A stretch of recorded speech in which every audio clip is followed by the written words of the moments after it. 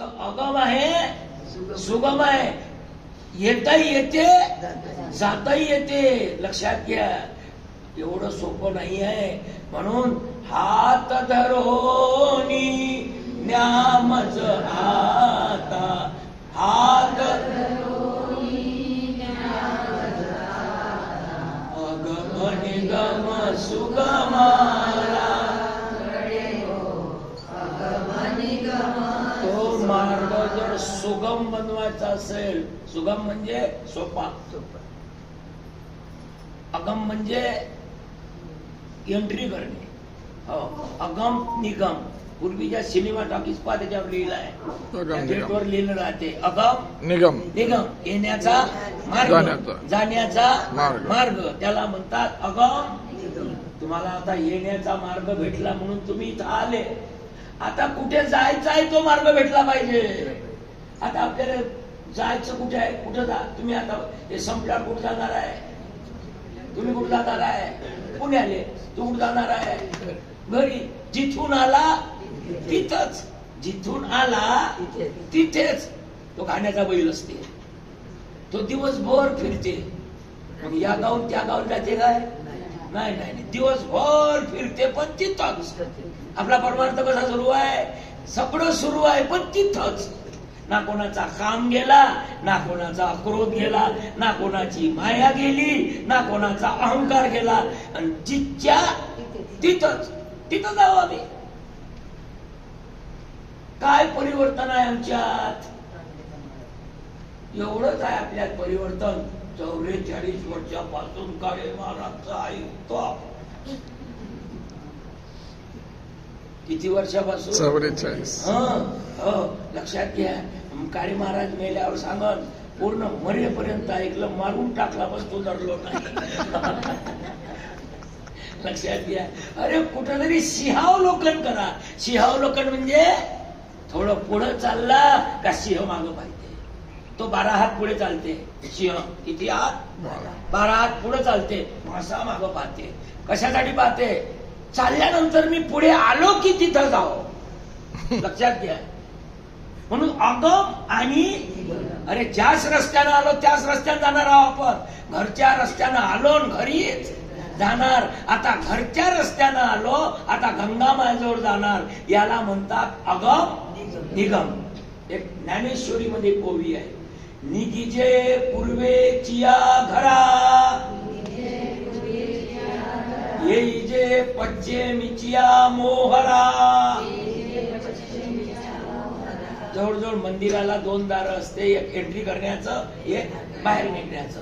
ज्या दारातून एंट्री केली त्या दारातून बाहेर निघता येत नाही, नाही तर ऍक्सिडेंट होईल, एकामेकाला एक लागतील. दुसऱ्या दारानं, आता तुम्ही कोण्या दारातून आले, इथं संसाराच्या. कोण्या दारातून आले, संसाराच्या दारातून आले. आता संसाराच्या दारात जाणार. ऐकून घ्या, संसाराच्या दारातून आले आणि संसाराच्या दारात जाणार. तिकडलं इकडे घेऊन आले ना, कुणीकडचं, तिकडचं. रात्री काही भांडण झालं असं, काही झगडा झाला असं, दोघात काही वाद झाला असं, दिवसभराच्या व्यवहारात काही गाठा नफा झाला असल, तो डोक्यात घेऊन इकडे आले, इकडे आले, इथं सोडून द्या. इथं याला आंघोळ म्हणतात. याला काय म्हणतात, गंगेचे पाप जाते म्हणते. याचा अर्थ असा आहे, इकडून घेऊन गेले तिथं सोडून या. तिथं काय काय सोडलं, कोण कोण गेलं तर प्रयागले, काय काय सोडलं तिथं. राग सोडला काय, सोडला काय, क्रोध सोडला काय, तिकडून आल्यावर काही बदल झाला काय. पहिले गेला तरी चिडचिड करत होता आणि तिकडून आल्यावरही चिडचिडच करते. लक्षात घ्या, काहीतरी सोडा, तिथं जाऊन काहीतरी सोडा, तिथलं तीर्थ घेऊन या. आपल्याला फक्त भौतिक तीर्थ माहित आहे. तिथून पाणी आणलं, कोणी रेती आणली, एकाने देव नाही आणला. कोण पाणी आणलं, कोणी रेती आणली. चांगलं काम केलं, वाईट केलं असं माझ्या बोलण्याचा, पण याच्या पुढं आहे देव. देव याच्या पुढं आहे. कोणी पाणी आणलं, कोणी रेती आणली.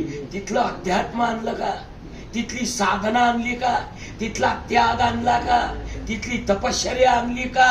तिथलं ज्ञान आणलं का? ज्या प्रयागराजावर साधना केली साधू संतांनी आणि आत्मशक्ती प्राप्त केली, ती आत्मशक्ती थोडी घेऊन या आणि ती साधना आपल्या घरी करा. एक गोष्ट ऐकून घ्या, तो प्रयाग तिथे 144 वर्षांना येतो. अशी साधना जर घेऊन आली तर तुमच्या घरी तो रोज आल्याशिवाय राहणार नाही, रोज आल्याशिवाय राहणार नाही. म्हणून तिथली साधना आणा. तिथली काय आणा? साधना आणा. आपण वस्तू आणल्या. पंढरपूरला गेला, त्याला विचारलं काय आणलं? भल्याची माय तुझ्यासाठी कुकू आणलं. हा, तुझ्यासाठी कुकू आणलं. पहिले त्या लाडी लप्पा होता, पाहिला का तुम्ही? तो असा लेकरा यात, हा लाडी लप्पा. कुकू आणलं तुझ्यासाठी, पोरासाठी लाडी लप्पा आणला. हा, खेळणे आणले.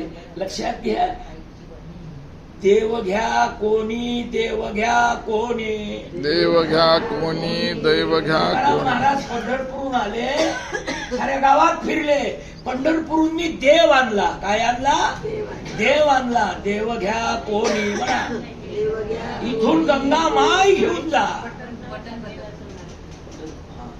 इथून आता येतो का? सांगायचं. अशी काही अडचण असली सांगायचं, कारण तुमच्यासाठी प्रवचन आहे. गंगा मायला प्रवचन ऐकवायची गरज नाही आहे. लक्षात घ्या, ध्यान देऊन ऐका. ज्या तीर्थात आपण गेलो तिथं काहीतरी सोडावं, काहीतरी आणावं. महाराज बटन वरती करा. अजून वर. हॅलो. ज्या तीर्थामध्ये आपण जातो त्या तीर्थात काहीतरी सोडावं, एखादं व्यसन सोडावं. लक्षात घ्या, आपल्यामध्ये काही दुर्गुण असेल ते पाण्याबरोबर वाहत गेले पाहिजे.